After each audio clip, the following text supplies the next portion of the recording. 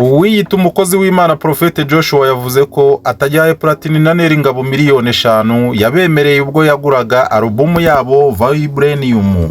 Ayo mafaranga Prophete Joshua yayemereye mu gitaramo cyabereye muri Zaria Court ku itariki 29 Kanama 2025 ubwo yari yitabiriye ubutumire bwa Platini wari wamutumiye kumva kuri alubumu ye na Neringabo yitwa Vibranium. Imbere y'abitabiriye iki gitaramo Prophete Joshua yarahagurutse agira ati Platini yarantumiye ndavuga nti ngomba kuhagera kubw'ibyo ndaguha miliyoni 5 z'amafaranga y'amanyarwanda ejo saa 3 za mu gitondo uzaza uyashyikire.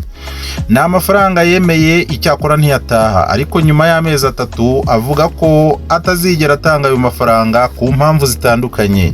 Uyu mugabo yavuze ko bamwakiriye nabi bakamwicaza ahantu habi bityo aberurira ko bakwiye gukura y'amaso atazigera baha amafaranga yabemereye.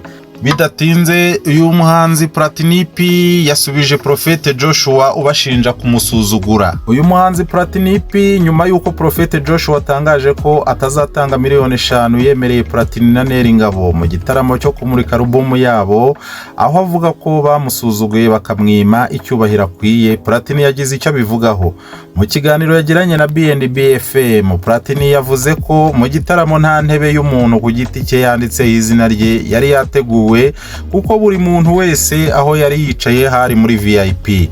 Ati oya nta muntu wari wicaye aho yagenewe kuko cyari igitaramo cya VIP. Bivuze ko buri muntu wese rero ahantu yari yicaye hari muri VIP. Platini P yongeye ati buri muntu wese wageze hariya intebe yari ifite icyubahiro nk'iki yundi. Platini P nanone ati no kuvuga ngo umuntu wese wageze hariya intebe yose yari ifite icyubahiro nk'iki yundi, buri wese yari kwicara aho ashaka, nta ntebe yari yanditseho izina ry'umuntu, buri wese yari umu VIP uwo munsi.